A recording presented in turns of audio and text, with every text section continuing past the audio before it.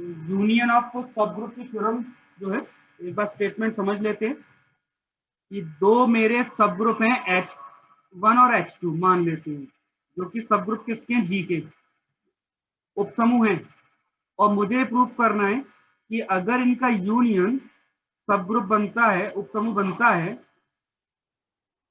तो H1 H2 में contain होगा या फिर H2 H1 में होगा, और अगर एक दूसरे में कंटेन होते हैं तो यूनियन जो होगा वो सब ग्रुप बनेगा। मुझे दोनों तरफ से प्रूफ करना है, ठीक है। जो भी यूनियन आएगा, ठीक है, जो भी संघ होगा दोनों को मिलाने पर, जो भी संघ बनेगा, जो भी यूनियन बनेगा, वो सब ग्रुप होगा। अगर ये स्थिति है और ये स्थिति है तो H1 यूनियन H2 सब ग्रुप होना चाहिए। दोनों तरफ से ये बात हम प्रूफ करते हैं, ठीक है। प्रूफ देख लेते हैं इसको। पहली बात तो जी हमारा ग्रुप है, उसके दो सब ग्रुप मुझे चाहिए, नाम नहीं दिए स्टेटमेंट में, तो नाम हम खुद ही रख लेते हैं। तो late H1 and H2 are two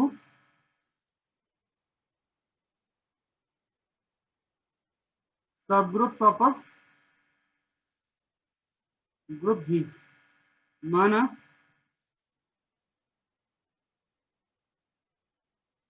H1 और H2 कॉमा समूह G के दो उपसमूह हैं। पहली बात तो दो सब ग्रुप चाहिए, वो हमने मान लिया, ठीक है। अब पहली कंडीशन ये मान लेते हैं, चलो एक दूसरे में अंतर्विष्ट होते हैं, एक दूसरे में कंटेन होते हैं, तो लेट H1 H2 के अंदर है या फिर H2 H1 के अंदर है, दो में से कोई एक स्थिति होगी, मान लेते हैं, चलो ठीक है। तो क्लियर सी बात है, अगर H1 जो है H2 के अंदर शामिल है या फिर H2 H1 के अंदर शामिल है, कोई भी स्थिति हो, तो दोनों को मिलाओगे, H1 यूनियन H2 करोगे, तो ऑब्वियस बात है पहली वाली स्थिति में तो आपका बड़ा सेट कौन सा है, H2, मिलाने पे H2 ही बनेगा। और दूसरी वाली स्थिति में H2 H1 के अंदर शामिल है, दोनों को मिलाने पर मिला आपको H1 मिलेगा, ठीक है। अब H2 बनता है या H1 बनता है, तो ये दोनों पहले से ही सब ग्रुप है ना, ये दोनों पहले से ही उपसमूह है, तो ऑब्वियस बात है यूनियन भी मेरा जो संघ है वो भी उपसमूह बन जाएगा। तो इसका मतलब क्या हुआ, H1 union H2 is also a सब group of G।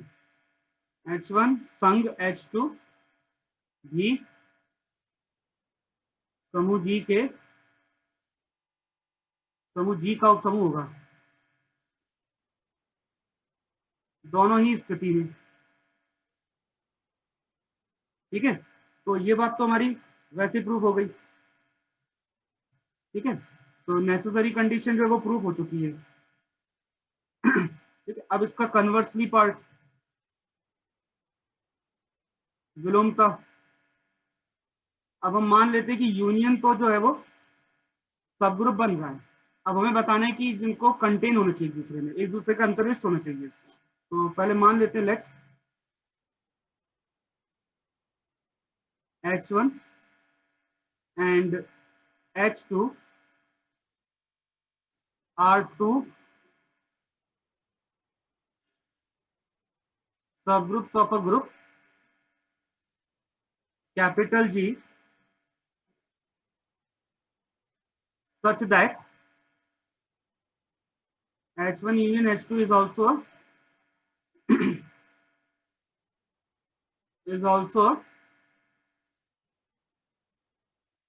subgroup of G, ठीक है। तो माना H1 और H2 कॉमा समूह G के दो उपसमूह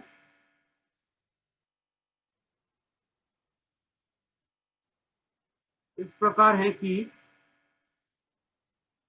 H2 भी समूह G का उपसमूह है। हमने मान लिया है कि ये जो है सब ग्रुप पहले से है। अब हमें ये प्रूफ करना है कि एक दूसरे में अंतर्विष्ट होने चाहिए, मतलब एक दूसरे के अंदर शामिल होंगे, हमें ये प्रूफ करना है, ठीक है। तो इसके लिए अब कैसे बताएंगे एक दूसरे में शामिल होंगे, तो एक काम करते हैं, मान लेते हैं कि एक दूसरे में शामिल नहीं है, ठीक है। अब फिर हम प्रूफ करके देखते हैं नहीं है शामिल, फिर उसके बाद देखते हैं क्या कंडीशन बनती है, ठीक। ये हमें दिया गया है। अब हमें सिद्ध करना है,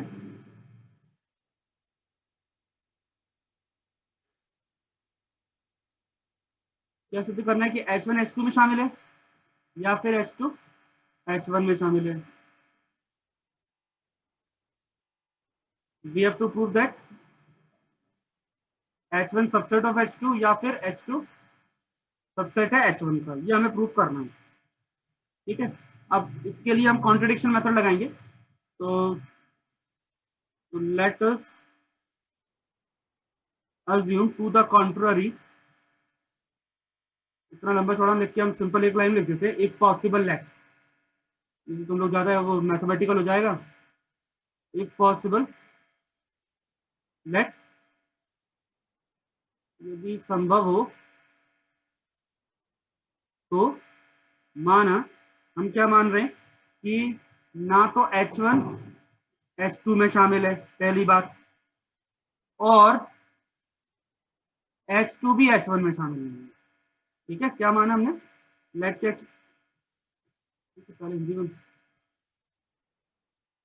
माना क्या, H1 H2 में शामिल नहीं है और H2 भी H1 में शामिल नहीं है। ठीक है, ये हमने मान लिया है। ठीक, इसका मतलब ये हुआ कि अगर H1 H2 में शामिल नहीं है, ठीक है, तो जो भी एलिमेंट हमारा H1 में होगा वो इस प्रकार होगा कि जो भी एलिमेंट, जो भी अवयव अगर हम H1 में से लेंगे वो ये मेरा H2 में नहीं मिलेगा। ठीक है, और अगर मैं दूसरी स्थिति मानता हूं कि H2 जो है वो H1 के अंदर नहीं है, तो इसमें कोई भी अवयव जो आएगा H2 में वो H1 में नहीं मिलेगा। ठीक है, दोनों में एक दूसरे के अवयव नहीं मिलेंगे, एक दूसरे के एलिमेंट नहीं मिलेंगे, एक भी नहीं मिला तो प्रूफ ही हो जाएगा कि भाई ये तो एक दूसरे में शामिल नहीं है ना। तो हम यही मान के चल रहे हैं कि एक दूसरे में शामिल नहीं है, लेकिन दोनों का जो यूनियन है ना वो सब ग्रुप है, एक दूसरे में शामिल नहीं, हम ये मान के चल रहे हैं। बट परंतु जो दोनों का जो संग होगा H1 यूनियन H2, उसका सबसेट तो H1 होगा ना, और H1 यूनियन H2 का सबसेट H2 भी होगा। ठीक है, परंतु ये दोनों ही जो सेट होंगे मेरे H1 और H2 वो है तो इसी के पार्ट ना, यूनियन के, संघ के। तो इसका मतलब ये हुआ कि A और B जो है वो, ठीक है, अलग अलग, A जो मेरा H1 में है, B H2 में है, तो दोनों के यूनियन में तो दोनों ही मिलेंगे ना, दोनों के जो संघ होगा। ठीक है, और चूंकि H1 यूनियन H2 जो है वो सबसेट भी है, सब ग्रुप भी है, इज अ सब ग्रुप ऑफ G। और चूंकि हिंदी में इधर लिख देते हैं H1 union H2 comma G का उपसमूह है, तो उपसमूह होने का मतलब क्या है भाई, चारों नियम उस पर पालन करेगा। तो जो भी चारों नियम के साथ अगर बात करें तो ए और बी दोनों एलिमेंट मेरे अगर H1 यूनियन H2 में से आ रहे हैं, तो इन दोनों को जब ऑपरेट करेंगे, जब सॉल्व करेंगे, संक्रिया लगाएंगे, तो जो भी आंसर आएगा वो भी इसी में मिलेगा मुझे। ठीक है, तो इसलिए अब हम अप्लाई करते हैं।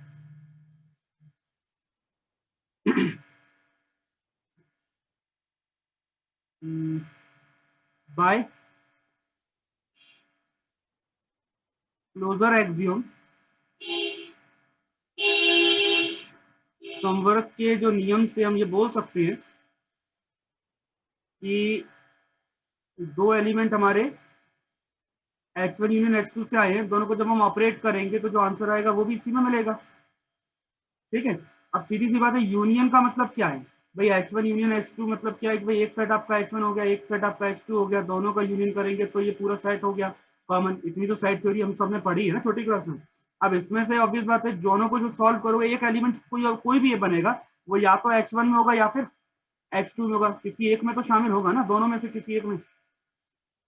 ठीक है, क्लियर बात है कि इसका मतलब ए बी जो है या तो H1 में या फिर H2 में है, ठीक है। अब या तो H1 में या H2 में, तो एक काम करते हैं, पहले अपन H1 में मान लेते हैं, उसके बाद सॉल्व कर लेते हैं, और फिर हम H2 में मान के उसके बाद सॉल्व करके देख लेते हैं क्या कंडीशन बनती है, ठीक है। अब पहले H1 के लिए बात कर लेते हैं। तो H1 अपने आप में सब ग्रुप है ना, H1 इज अ सब group of G, H1 comma G का उपसमूह पहले से ही चल रहा है, ठीक है। तो यहाँ पे, और H1 में याद होगा हमने A एलिमेंट लिया था H1 में और B लिया था हमने H2 में। तो A जो एलिमेंट H1 में लिया था तो वो A आपको H2 में नहीं मिला था, और B एलिमेंट जो आपने H2 में लिया था वो आपको H1 में नहीं मिल रहा था, ठीक है। तो आपने A लिया H1 में से, तो हम यहाँ पे लिख सकते हैं बाय इनवर्स एक्सियम प्रतिलोम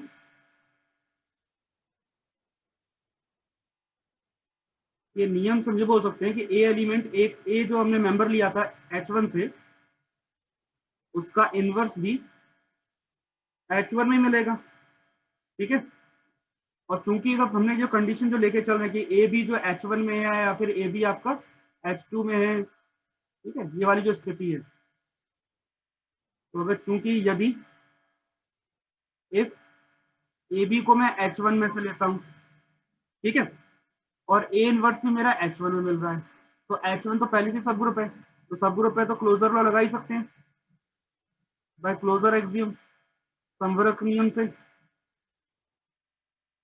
संवरक का जो नियम है उसके हिसाब से ए इनवर्स और ए बी को मैं सॉल्व कर देता हूँ, ठीक है। और जो आंसर आएगा वो H1 में मिलेगा। एसोसिएटिव लॉ, साचर्य के नियम से, यहाँ ब्रैकेट में लिख देना साचर्य नियम से, कौन सा नियम लगाया वो नियम आप पहचान के लिखोगे। इसको सॉल्व करेंगे, आंसर आइडेंटिटी आएगा। आइडेंटिटी कैसे आया, प्रतिलोम इनवर्स नियम से, इनवर्स लॉ, ठीक है। प्रतिलोम,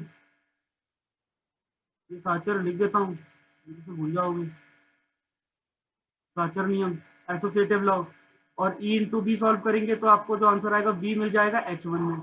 ये कौन सा नियम है आपका, ये तत्समक का नियम है, ठीक है। सारे नियम याद होने चाहिए। आइडेंटिटी लॉ, अब अगर आप ध्यान से देखें तो बी की वैल्यू H1 में मिल रही है, तो हमने क्या बोला था कि बी जो वैल्यू है वो H2 में थी, H1 में नहीं थी, और जब इस हिसाब से मुझे बी किस में मिला, H1 में मिल गया, जो कि संभव नहीं है, क्योंकि पॉसिबल ही नहीं है।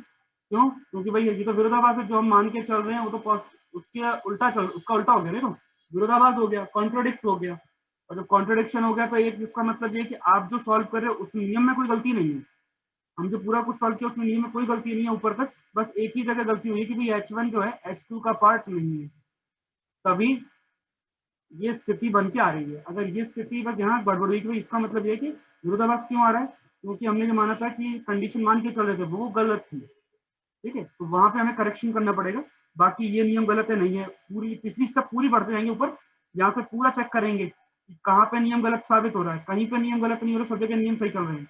तो स्टार्टिंग में जाके नियम बस एक ही जगह बस गलत साबित हो रहा है, वो उस वजह से हो रहा है, ठीक है। तो जो कि एक क्या आ गया विरोधाभास, जो एक विरोधाभास है, ठीक है, क्योंकि बी तो H2 में, बी तो H1 में था ही नहीं, विच इज अ कॉन्ट्राडिक्शन,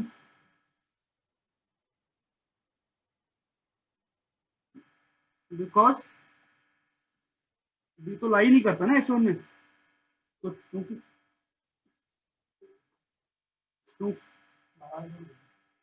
ठीक है, अगेन पुनः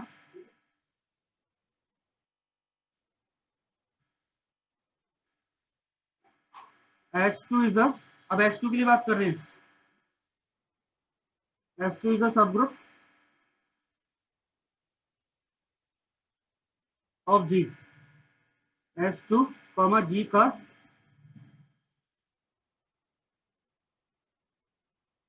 उपसमूह है, ठीक है।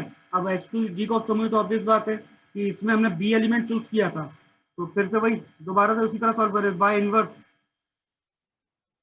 एक्सियोम।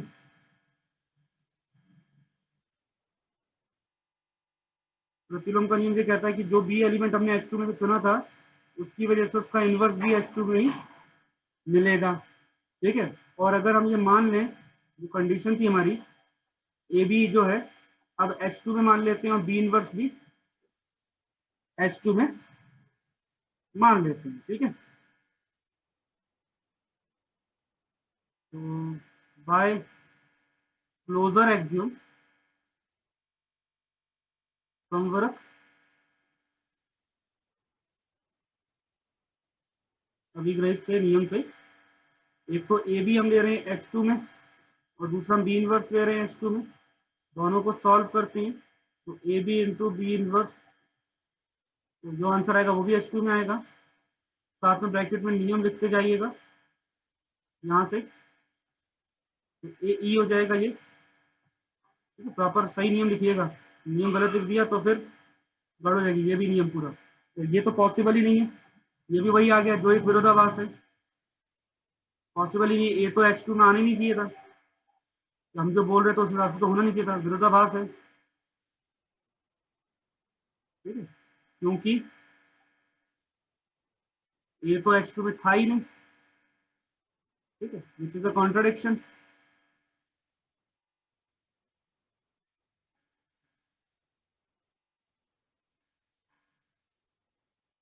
बिकॉज ये तो था ही नहीं H2 में, तो इसका मतलब ये हुआ देयरफॉर,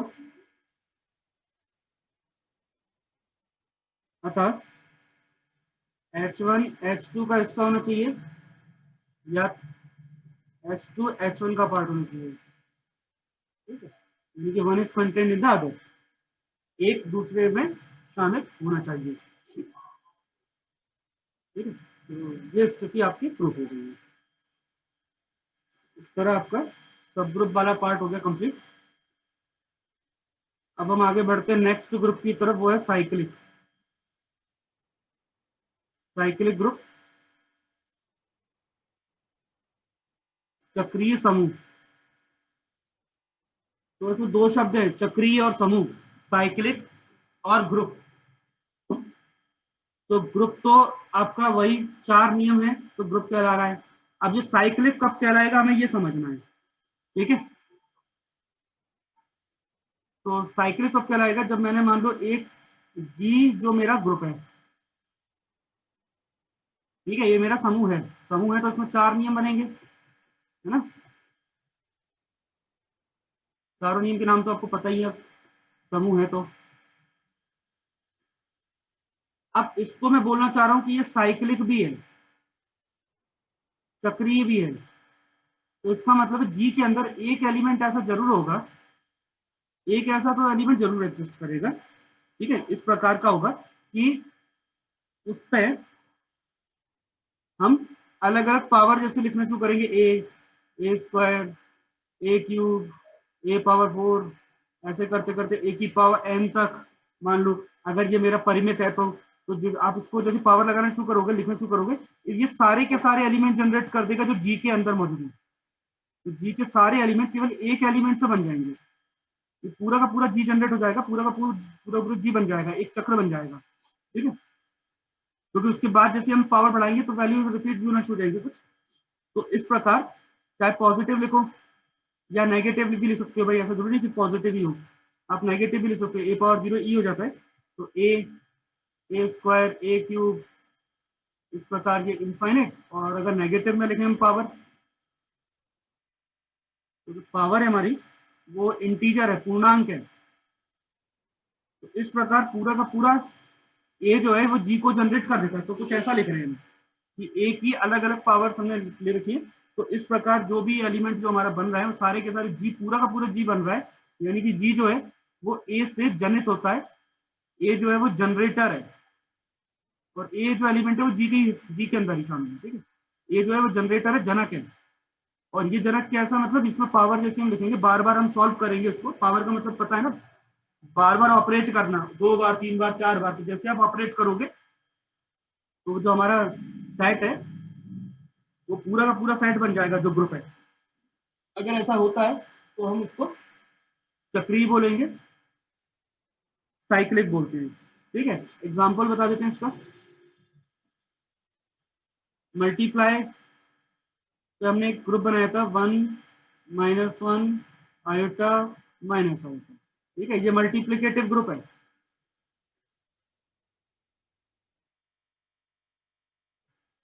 ठीक है, गुणन समूह है, पता है, हम प्रूफ कर चुके हैं।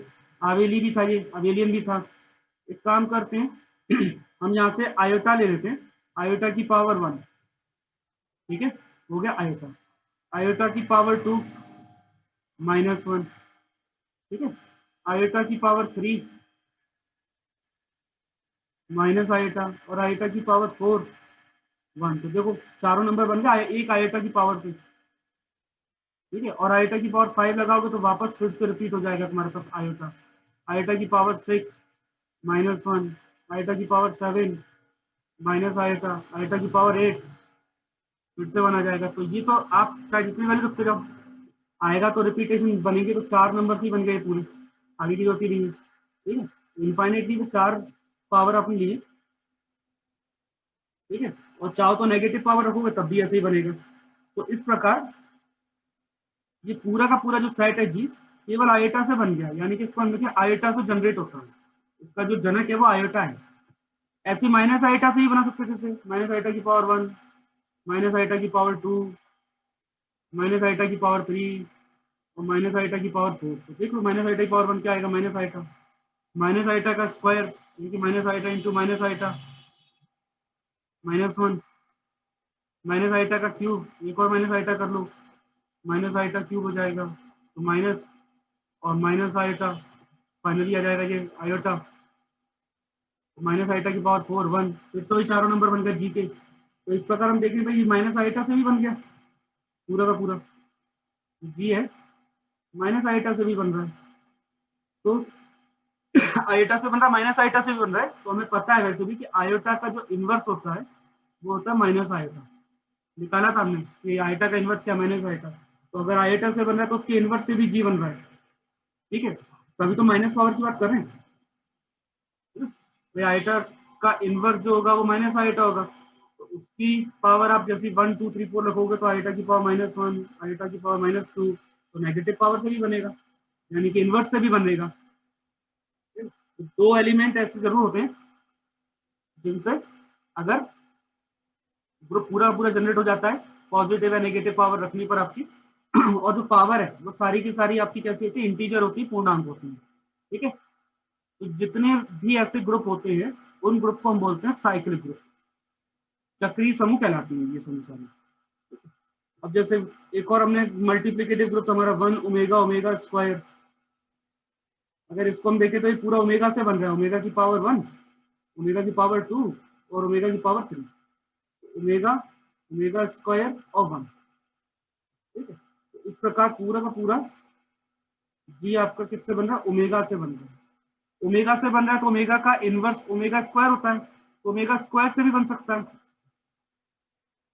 ओमेगा स्क्वायर की पावर 2, ओमेगा स्क्वायर की पावर 3। ठीक है, ये तो हो गया ओमेगा स्क्वायर, ये हो गया ओमेगा और ये हो गया 1। इस प्रकार ओमेगा स्क्वायर से भी ग्रुप बन सकता है। तो ये साइक्लिक ग्रुप है, तो क्योंकि ओमेगा का इनवर्स ओमेगा स्क्वायर है तो दोनों से बन रहा है। ठीक है, तो इस प्रकार आप इसको बना सकते हो। अच्छा, जैसे हमारा इंटीजर्स का सेट था, प्लस पे था, ग्रुप था प्लस पे इंटीजर्स। तो इंटीजर जो सेट होता है वो क्या होता है, देखो 0 1 2 3। ठीक है, -1 -2 -3। क्या ये चक्रीय है, क्या ये साइक्लिक है? बिल्कुल है, क्योंकि सारे के सारे नंबर 1 से बन रहे हैं, ऑपरेशन आपका प्लस है। तो 1 की पावर 1 मतलब हो गया 1, 1 की पावर 2 मतलब 1 + 1 कितना होगा 2, 1 की पावर 3, 3 बार 1 को प्लस करना है, कितना हो जाएगा ये 3, 1 की पावर 4 होगा 4।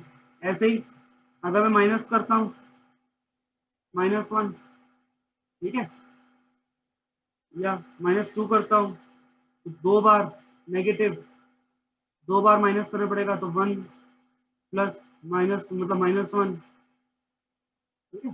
2 बार अगर आप सॉल्व करेंगे तो आपको वैल्यू मिलना शुरू हो जाएगी, आइडेंटिटी भी मिल जाएगी इस प्रकार। तो ये दूसरा इसका जनक 1 से बन रहा है तो -1 से भी बनेगा, ठीक है। 2 जनरेट, 1 का इनवर्स -1 होता है, तो 1 का इनवर्स -1 होता है, तो यहाँ पे ये 2 जनरेटर हो जाएंगे, इसके 2 इसके जनक हो जाएंगे, एक तो 1 और दूसरा -1। तो पूरा का पूरा जेड जो है केवल इससे बन रहा है, जेड प्लस जो है, जेड प्लस केवल 1 से बन रहा है, ठीक है। तो ऑपरेशन हमारा प्लस है, तो पावर का मतलब समझ में आ गया होगा ना, याद होगा पावर, जैसे 1 स्टार 1 लिख रहे हैं, उसको मैं लिखने के लिए 1 स्क्वायर लिख रहा हूँ, लेकिन स्टार ऑपरेशन मेरा प्लस है यहाँ पे, तो मैं प्लस ही करूंगा, ठीक है। उस पावर का मतलब वो नहीं है जो आपने पढ़ा था, ठीक है, आपको समझ में आ जाना चाहिए आपको। ऐसे हम बहुत सारे एग्जांपल देख सकते हैं जो कि चक्रीय है, साइक्लिक है। तो साइक्लिक ग्रुप की डेफिनेशन बुक में से नोट कर लेना प्रॉपरली पूरा। और एक हम थ्योरम देख लेते हैं, कुछ प्रॉपर्टीज प्रॉपर्टीज देख लेते हैं, गुणधर्म साइक्लिक ग्रुप के। तो पहली जो प्रॉपर्टी वो ये है कि every cyclic group is abelian. प्रत्येक चक्रीय समूह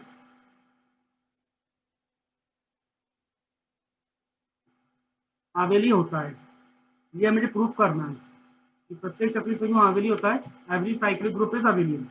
अब सारे चक्रीय समूह मतलब आपको डेफिनेशन दी है चक्रीय समूह की या साइक्लिक ग्रुप की, और आपको बताना अबेलियन है, तो ग्रुप तो पहले से ही है ना, अबेलियन की तो एक प्रॉपर्टी आपको बस ऐड करनी है, कौन सी, कम्यूटेटिव क्रम विनिमयता। तो पहले तो हमें मानना पड़ेगा कोई चक्रीय समूह, तो माना जी एक चक्रीय समूह है,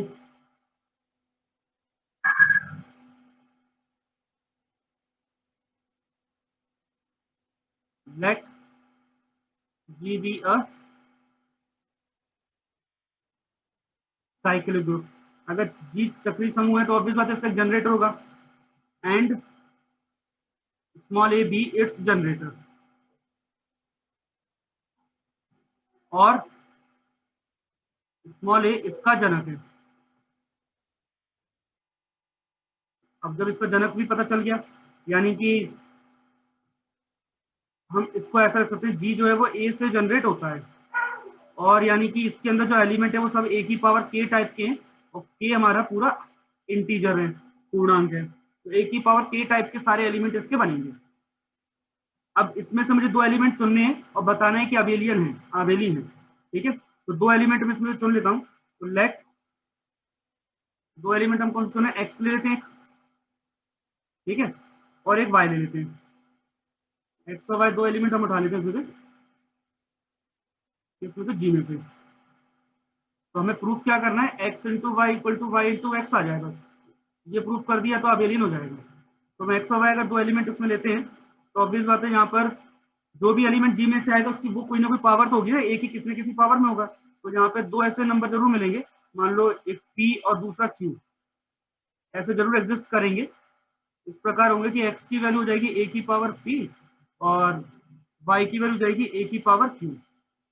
तो इस प्रकार तो ये बनेगा ही बनेगा, क्योंकि एक्स आया जी में से, और जी में जो भी एलिमेंट आ रहा है वो एक ही पावर कोई ना कुछ तो होगा। वाई भी एलिमेंट जी में से आया तो जी का जो भी अवयव है, जो भी एलिमेंट है, वो एक ही किसी न किसी पावर के लिए होगा, ठीक है। तो अब हम इसको सॉल्व कर देते हैं, एक्स इंटू वाई यानी कि ए की पावर पी इंटू ए की पावर क्यू, तो इसको हम ले सकते हैं ए की पावर पी प्लस क्यू, ठीक है। और प्लस तो पहले से ही हमारा अबेलियन होता, ये कम्यूटेटिव लॉ को फॉलो करता है, तो क्यू प्लस पी लिखा जा सकता है, तो इसी ए की पावर क्यू इंटू ए की पावर पी लिखा जा सकता है। तो ये हो गया आपका वाई इंटू एक्स, प्रूफ हो गया, यहाँ ऊपर लिख देते हैं, देयरफॉर जी इज अबेलियन, अतः जी आबेली है। तो पहले हमने अबेल जो सेट लिया था वो चक्रीय समूह था, साइक्लिक ग्रुप था, और हमने साइक्लिक की डेफिनेशन लेकर के जैसे सॉल्व किया, सॉल्व करके आखिरी वाली प्रॉपर्टी हमारी बन गई। तो ये प्रूफ हो गया क्योंकि ये कम्यूटेटिव लॉ फॉलो होता है। यहाँ लिख देता हूँ ब्रैकेट में कि कौन सा लॉ था ये, कम्यूटेटिव लॉ, क्रम विनिमय नियम, क्रम विनिमय नियम।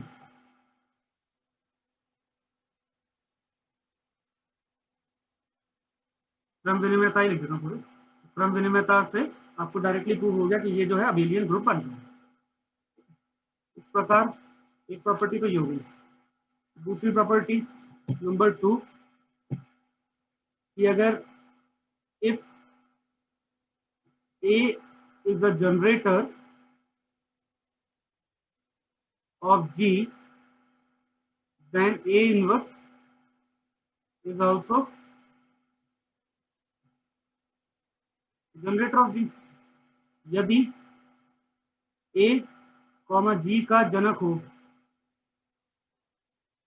तो A इनवर्स भी G का जनक होगा। जो हम बात कर रहे थे, ये प्रूफ करना है कि अगर इनवर्स A अगर मतलब जनरेटर है तो उसका इनवर्स भी जनरेटर होगा। इसका प्रूफ लिख देते हैं। पहले तो मान लेते हैं, बाय डेफिनेशन लिख देते हैं। तो let capital G be a cyclic group and A is its generator। माना कैपिटल G एक चक्रीय समूह है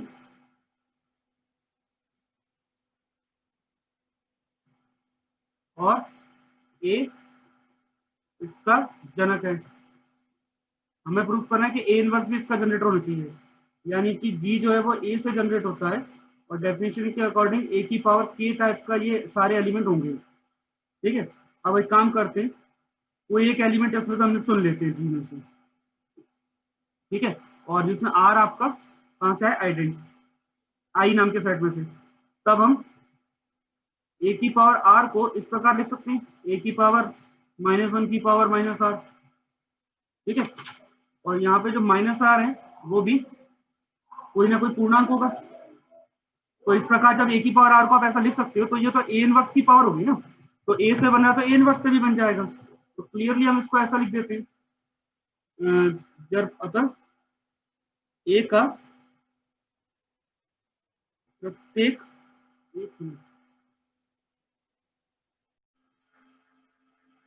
तो ये बोल सकते हैं therefore every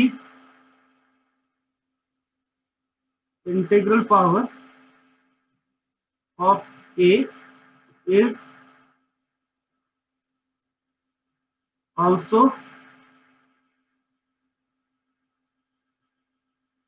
integral power of A inverse. भाई A की पावर हम R लिख रहे थे, A इनवर्स की पावर वो -R हो जाएगी, तो कोई ना कोई A इनवर्स की पावर भी होगा वो। ठीक है, तो देयरफॉर अतः जो भी G है वो A इनवर्स से भी जनरेट होगा, A इनवर्स से भी जनरेट होता है। Therefore G is generated by A inverse. ठीक है, तो इस प्रकार G इनवर्स, G जो है वो A इनवर्स से भी जनरेट होगा। ये हमारा हो गया सेकंड कंडीशन। ठीक है, उसके बाद